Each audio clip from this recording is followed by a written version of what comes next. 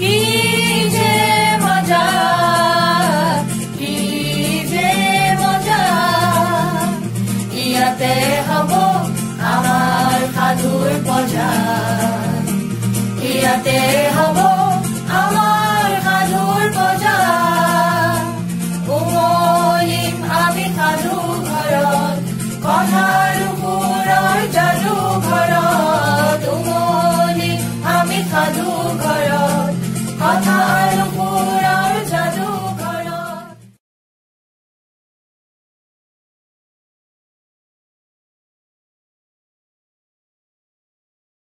অন্তৰংগৰ সাধুঘৰ সাধুঘৰত আমি আজি বুঢ়ী আই সাধুৰ দীঘল ঠেঙীয়া শুনিম।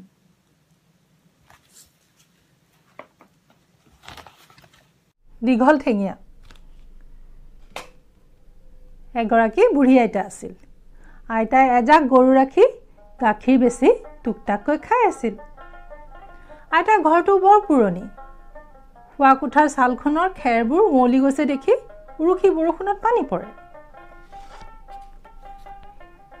এদিন ডাৱৰীয়া ৰাতি আইতাই খাই বৈ উঠি শুবলৈ ধৰোঁতে হে প্ৰভু দীঘল ঠেঙীয়াই নাপায় যেন সেই বুলি কৈ চাঙত উঠি শুই থাকিল। সেইদিনা চোৰ এটাই আইতাৰ গৰু এজনী চুৰ কৰিম বুলি গোহালিৰ কাষতে লুকাই বহি আইতা শুবলৈ বাট চাই আছিল। আনফালে বাঘ এটাইও আইতাৰ গৰু এজনী খাবলৈ মন কৰি আন্ধাৰে মুন্ধাৰে গোহালি গৰুজাকৰ মাজত সোমাই আইতা শুবলৈ বাট চাই আছিল। বাঘ আৰু চোৰ দুয়োটাই আইতাই কোৱা কথাষাৰ শুনিলে, কিন্তু দীঘল ঠেঙীয়া মানে কি বুজি নোপোৱাত দুয়োটাই ভাবিবলৈ ধৰিলে এই দীঘল ঠেঙীয়াটো বা কি? দীঘল ঠেঙীয়া কি জানানে? বৰষুণ। আইতাৰ ভাত ঘুমতি আহিল। চোৰেও গৰু চুৰ কৰিম বুলি গোহালিত সোমালগৈ। চোৰে ভাবিলে কোনটো গৰু ভাল কোনটো গৰু বেয়া আন্ধাৰে মুন্ধাৰে কেনেকৈ চিনিম? হেতেকে যিটো গৰু টিকাত হাত দিলে জঁপিয়াই উঠিব সেইটোৱে চেঙা আৰু ভাল হ'ব। ইয়াকে থিৰ কৰি চোৰে গোহালি গৰুবোৰৰ টিকাত এফালৰ পৰা হাত ফুৰাই যাবলৈ ধৰিলে। যে বাঘৰ টিকাত হাত পৰিল বাঘে দিলে জঁপিয়াই। চোৰেও ভাবিলে এইটো বৰ কাটন গৰু, ইয়াকে নিব লাগিব। এই বুলি বাঘৰ নেগুৰডাল পকাই দি চুচৰাই গোহালিৰ পৰা নিব খোজোতেই বাঘে ভাবিলে মোক এইটো এই বুঢ়ী আইতাই কোৱা দীঘল ঠেঙীয়া পালে বোলা। এই বুলি ভয়তে আকৌ জঁপিয়াই উঠিল।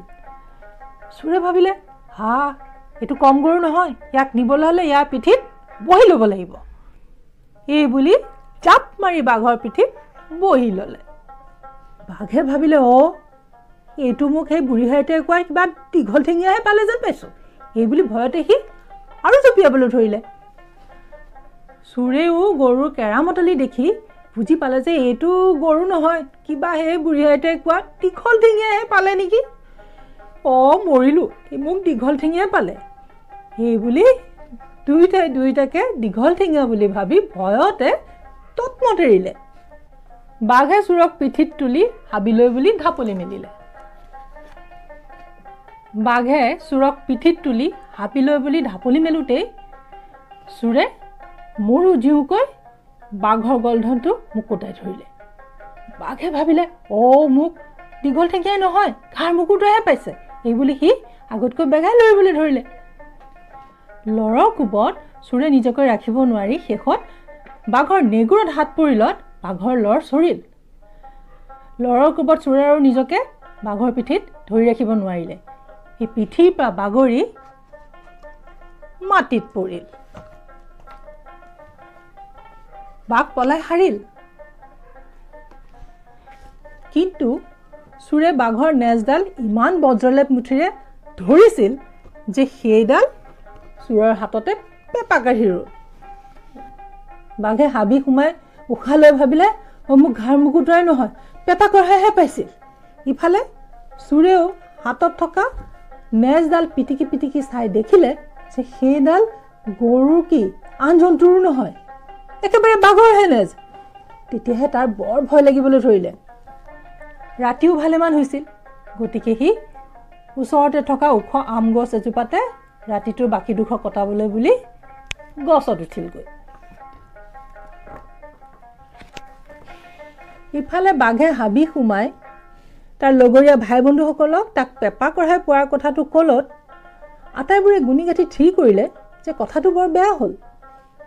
সিহঁত বনৰ ৰজা, সিহঁতৰ ভাই ৰজা এজনক এইদৰে পেপা কঢ়াই লঘু লাঞ্ছনা কৰিব, ই বৰ অসহনীয় কথা। ইয়াৰ প্ৰতিকাৰ নকৰিলে এই পেপা কঢ়াই পোৱা বাঘটোৰ নেজডালহে গৈছে, সিহঁতৰতো অপমানত নাক কাণ শুকাই যাব। তদুপৰি পেপা কঢ়া বুলি আন কোনো জন্তু যদি সিহঁততকৈ বলি হৈ ওলায়, সিহঁত ৰজাৰ শাৰীৰ পৰা গৈ খৰি ভাৰি পানী ভাৰি শাৰীত পৰিবগৈ। গতিকে গোটেই জাক বাঘে তেতিয়াই মেল পাতি আলোচ কৰিলে যে আৰু পলম নকৰি এই পেপা কঢ়াৰ বিৰুদ্ধে এতিয়াই যুদ্ধ যাত্ৰা কৰি যোৱাটো উচিত। দুকুৰিমান বাঘে পেপা কঢ়াক বিচাৰি গোটেই হাবিখন চলাত কৰিলে, কিন্তু সিহঁতে পেপা কঢ়াক ক'তো নেদেখিলে। শেষত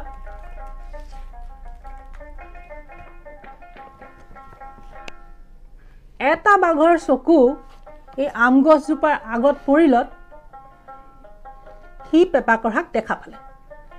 সিটো পেপা কঢ়া বুলি আঙুলিয়াই দেখুৱালত গোটেই জাক বাঘে একেলগে হাউৰি মাৰি উঠি সিহঁতে বহুত ভাবি চিন্তি এটা বুদ্ধি সাজিলে। পেপা কঢ়াক ঢুকি পাবৰ বাবে বাঘবোৰে গছজোপা কাষলৈ গৈ এটাৰ পিঠিত এটা উঠিল, সেইটো বাঘৰ পিঠিত আকৌ আন এটা উঠি এইদৰে ওখ হ'ল। চোৰে দেখিলে এতিয়াহে সৰ্বনাশ, এতিয়াহে বিপাঙে মৰিলোঁ। চোৰেও তৎক্ষণাত এটা বুদ্ধি সাজি উলিয়ালে। সি দেখিলে বাঘজাকৰ একেবাৰে তলত সেই পেপা কঢ়াই পোৱা নেগুৰ খৰা বাঘটো। সি গলগলীয়া মাত উলিয়াই খৰাক উদ্দেশ্যি চিঞৰি উঠিল, খৰা চাবি চাবি চাবি। খৰা বাঘে ভাবিলে, পেপা কঢ়াই মোক আকৌ পাইহে লাগে। এই বুলি ভাবি সি ভয়তে চুটি বুদ্ধি হেৰুৱাই হাবিৰ ভিতৰলৈ ভিৰাই লৰ দিলে। সি তেনে কৰিলত তাৰ ওপৰত উঠি থকা বাকী বাঘবোৰ থল থলকে তলত সৰি পৰিল। বাকীবোৰ বাঘেও সিহঁতকো পেপা কঢ়াই পাই বুলি ভয়তে আটাইবোৰ হাবিৰ ভিতৰলৈ বুলি ভিৰাই লৰ দিলে। চোৰে বাকী দুখৰ ৰাতি গছৰ ওপৰতে কটাই ৰাতিপুৱালত গছৰ পৰা নামি ঘৰলৈ আহিল। সি আৰু কেতিয়াও চুৰ নকৰোঁ বুলি শপত খালে।